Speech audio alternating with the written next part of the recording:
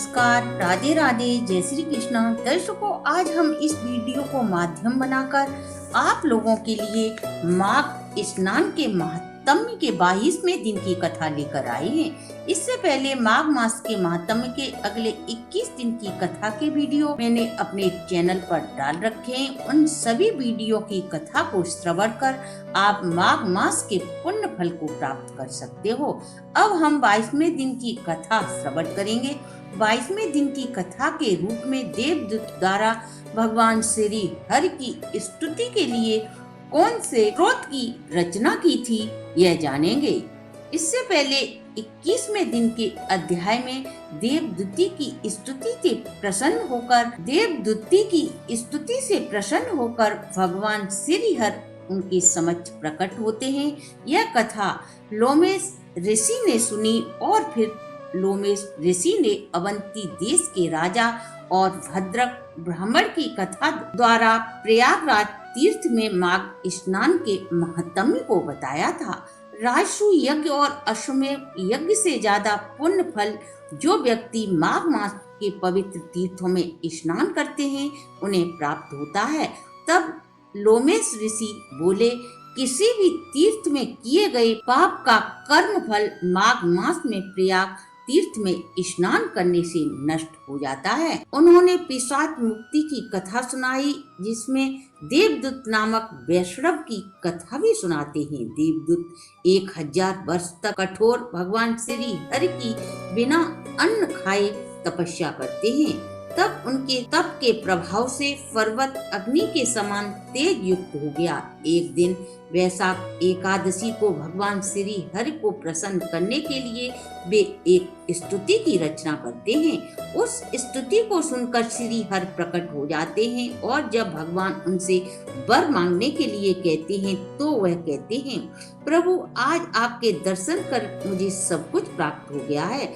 आपके चरणों में सदा मेरी प्रीति बनी रहे और मुझे कुछ भी नहीं चाहिए। तब श्री हरि बोले, तुम्हारे तप में किसी भी प्रकार का कोई बाधा उत्पन्न नहीं होगी।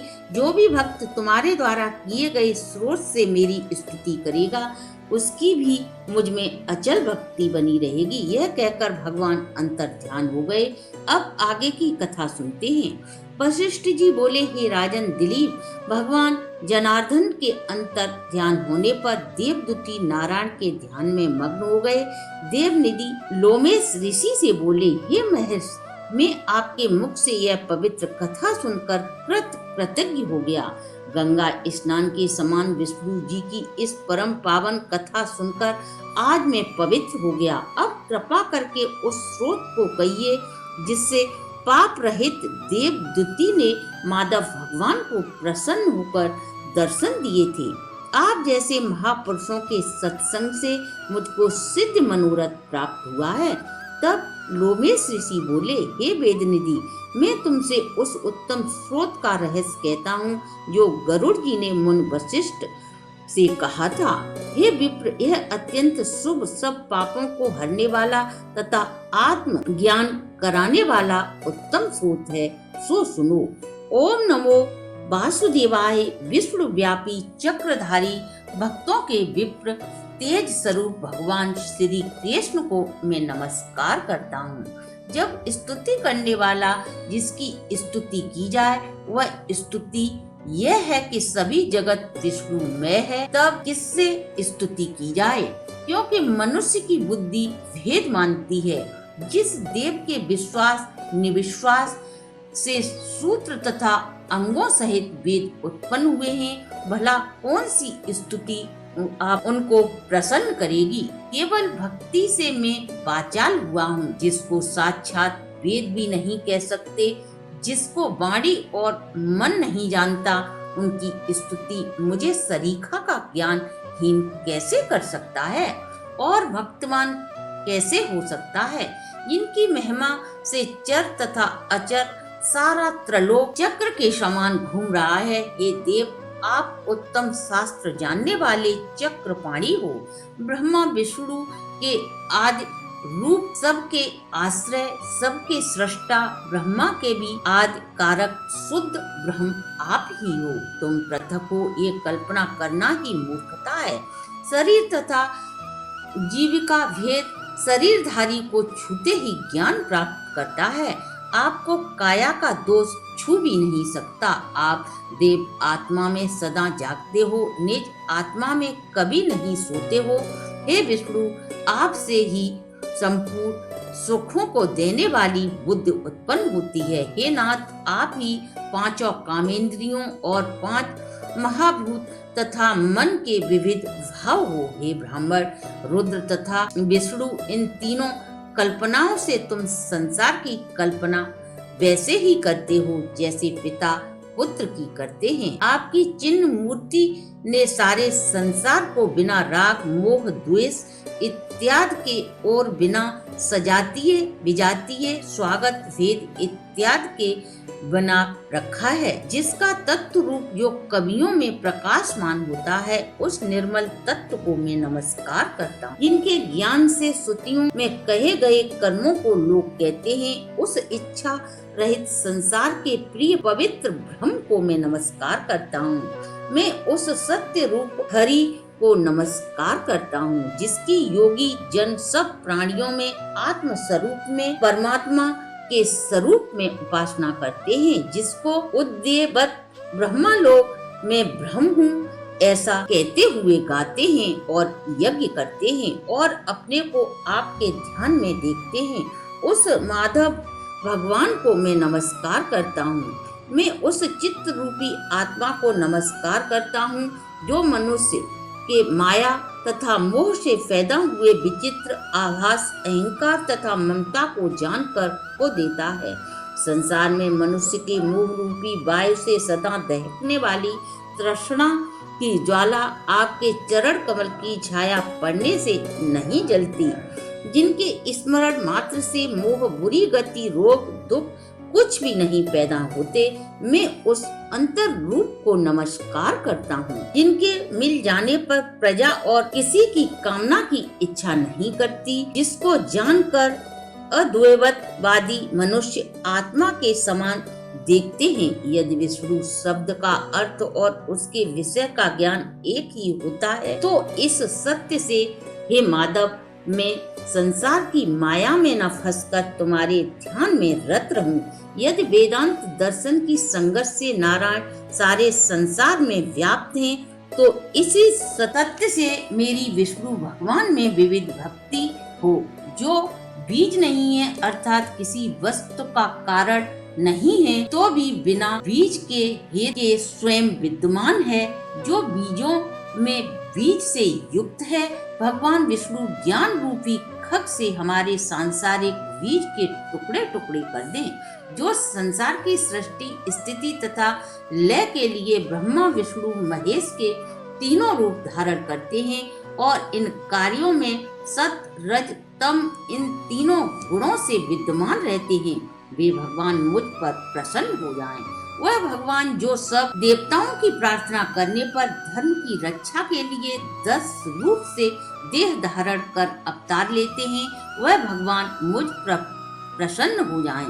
ब्रह्मा आदि से लेकर स्तंभ पर्यंत प्राणियों के हृदय रूपी निर्मल मंदिर में जो एक ही देव हैं, वह वास करते हैं, वह देव मुझ पर प्रसन्न हो। सृष्टि के पहले जिस देव ने इच्छा प्रकट की थी कि मैं एक से बहु रूप में जो हो जाऊं, और जो एक से बहु रूप में हुए तथा देवताओं का निर्माण कर उसमें प्रवेश किया, वह भगवान मुझसे प्रसन्न हो।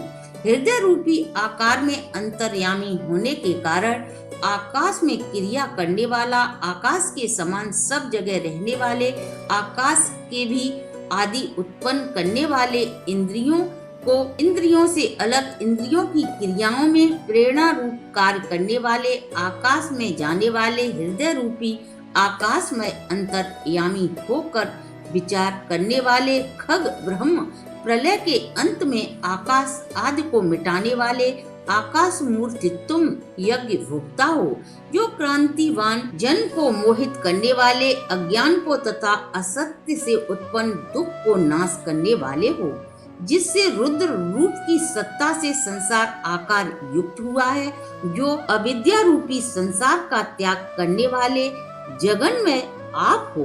आपका बनाया हुआ यह विध्वंस करता है और आपसे त्याग किए जाने पर यह अपवित्र हो जाता है।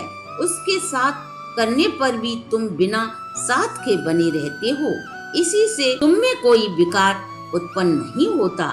जिनको चार्तक पंचभूत के योग से पैदा हुआ चैतन्य मानते हूँ, उपासना करते हूँ और प्रौढ़ तर्क से आपको क्षण भंगुर बुद्धि कहते हैं, ऐसे लोग तुमको शरीर का परमार्थ मानते हैं तथा सांख्यवादी तुमको प्रकृति से परे पुरुष मानकर तुम्हारा ध्यान करते हैं। जो पूर्वजों के कहे जन्मादि से रहित पूर्ण चैतन्य रूप सर्वदा आनंद लक्ष्य वाले तुमको उपनिषद वाले नाम से चिंतन करते हैं। आकाश आदि पंच महाभूत देह मन बुद्धि इंद्रिय विद्या अविद्या तुम ही सब कुछ हो। तुमसे अलग कुछ भी नहीं है। तुम ही सब प्राणियों को पैदा करने वाले हो। तुम ही उनको अपनी शरण में देने वाले हो। तुम ही अग्नि हवि इंद्र होता मंत्र क्रिया फल सब कुछ हो। तुम कर्म के फल को देने वाले हो, दीक्षितों की क्रिया को पूर्ण करने वाले हो। वैकुंठ में तुम्हारे सिवाय कोई दूसरा नहीं। मैं तुम्हारी ही शरण में हूँ। सब प्राणियों के तुम ही हेतु हो। तुम मुझको शरण देने वाले हो। जिस तरह युवतियों की तरुणों में तथा तरुणों की तरुणी में हृदय की प्रीत रहती है, उसी तरह मेरी भी प्रीत तुम्ही में बनी रहे। हे हरे, जो पापी और दुराचारी मनुष्य आपको प्रणाम करता है, उसको यम के दूत उसी तरह नहीं देखते जैसे उल्लू सूर्य को नहीं देखता। तीनों तापों आदि दैहिक दैविक भौतिक जो भी दुख तथा पापों के समूह तभी तक मनुष्य को दुख देते हैं जब तक हे नाथ वह आपके चरण कमलों की सेवा नहीं करता। जिनको गुण जात तथा शरीर के धर्म स्पर्श नहीं करते, जिनको गतियां स्पर्श नहीं करती, जिनको इंद्रियां अवकाशवत वशीभूत नहीं कर सकती, जिनको मोह यक्त मुनि लोग साक्षात नहीं कर सकते, उन विशिष्ट भगवान श्री हरि को मैं नमस्कार करता हूँ। इतने भी ऐश्वर्य अर्थात ज्ञान रूपी सुंदर गुण हैं तथा जिन्होंने सुख स्वरूप मोह रूपी लक्ष्मी का आलिंगन किया है, जो आत्म स्वरूप सुख भोगने वाले हैं तथा ध्यान रूपी जीवनदायी चूड़ से जिन्होंने मृत्यु को वश में कर लिया है, इस तरह के मुनियों से सेवित हर भगवान को मैं नमस्कार करता हूँ। जिनका स्वभाव जन्मादि से अलग है, जिसमें काम क्रोध इत्यादि 6 वर्ष शांत हो जाते हैं, जिनको काम आदि दोष कभी दुख नहीं देते, उन निर्मल वास्तव भगवान को मैं हृदय से प्रणाम करता हूँ। स्थूल को कर्ण में, कर्ण को निदान में विलीन करके और उसके साधक कारण को कर्ण कारण में वर्जित करके, इस प्रकार मुनि लोग जिसमें प्रवेश करते हैं, उन मुनियों द्वारा सेवित भगवान हरि को मैं नमस्कार करता हूँ। जिनके ज्ञान की संगति से अविद्या का मल शुद्ध हो जाता है, जिनके ध्यान रूपी अग्नि में पड़कर संसार दाह को प्राप्त होता है, जिनके ज्ञान की तलवार संशय रूपी शस्त्र का नाश करती है, उन विशब्द बोध वाले दुख नाश करने वाले भगवान को मैं प्रणाम करता हूँ। सारे चर और अचर के प्राणी भगवान श्री हरि के वश में हैं। जो जिस स्थिति में जहाँ हो, उसी सत्य व्रत से भगवान मुझको साक्षात दर्शन दें। जिस प्रकार नारायण सारे स्थावर तथा जंगम संसार को उत्पन्न करते हैं, उसी सत्य से भगवान केशव मुझे अपना दर्शन दें। जैसे नारायण में और उनके भी अधिक गुरु में मेरी भक्ति है, तो इसी सत्य से भगवान मुझको साक्षात दर्शन दें। इसी तरह के शब्दों से उनकी सच्ची भक्ति जानकर भगवान पुरुषोत्तम ने प्रसन्न होकर उसे अपने दर्शन दिए। तब भगवान कमलापति उस ब्राह्मण की स्तुति से प्रसन्न होकर उसके मनोरथों को पूरा कर वर देकर अंतर ध्यान हो जाते हैं।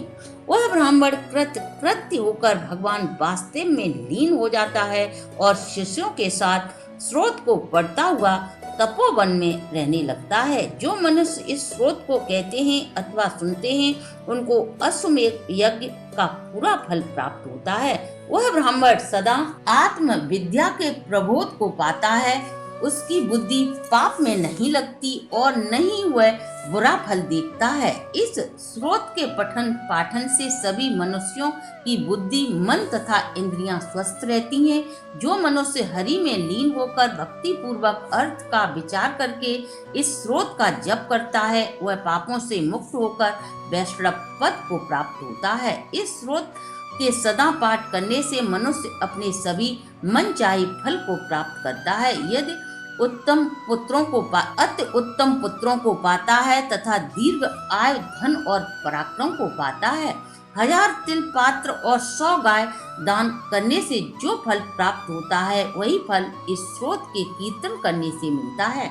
मनुष्य धर्म, अर्थ, काम, मोक्ष जिसमें से भी किसी भी कामना करता है, वह उसको इस स्रोत के पठन पाठन से शीघ्र ही प्राप्त हो जाता है।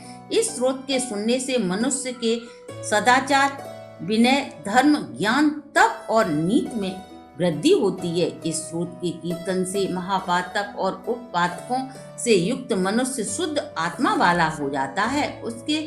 इसके पाठ से बुद्धि, धन, यश, कीर्ति, ज्ञान, धर्म आदि सभी बढ़ते हैं। दुष्ट ग्रहों की शांति होती है, अशुभ का निवारण होता है। द्विज जातियों को इस स्रोत के पढ़ने से उनकी व्याधियों का आहरण होता है, सब अरिष्टों का नाश होता है तथा दुर्गति से तारता है। नक्षत्र और ग्रहों की पीड़ा से राजा, देव, अग्नि, चोर, सिंह, व्याघ्र, भूत, प्रेत, पिशाच, पूतना आदि का कुछ भी प्रभाव नहीं पड़ता। इस स्रोत का पाठ करने से मनुष्य को किसी भी प्रकार का भय नहीं रहता तथा इस लोक और परलोक में अच्छे सुख को पाता है। वह पापों में लिप्त नहीं होता।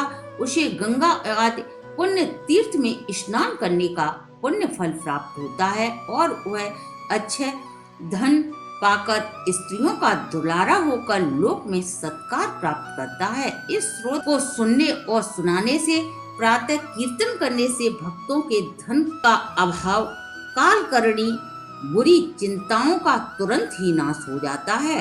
उस पर कभी भी कोई विपत्ति नहीं पड़ती है और न इंद्रियों से रहित होता है। देवदूत का बना हुआ यह स्रोत विष्णु भगवान को अत्यधिक प्रसन्न करने वाला है, उनकी भक्ति उत्पन्न करने वाला, उनके दर्शन कराने वाला और विष्णु लोक पहुंचाने वाला है। इस प्रकार मैंने तुमको यह पापनाशक और गुप्त स्रोत सार सहित सुनाया और इसका रहस्य कहा। इसके साथ ही माघ मास के महात्म्य के 22वें दिन की कथा को हम यहीं विश्राम देते हैं और कामना करते हैं कि श्री हरि की कृपा सदा आपके परिवार व आप पर बनी रहे। यदि आपको हमारी वीडियो अच्छी लगी हो तो आप हमारे चैनल को लाइक, सब्सक्राइब और शेयर करें।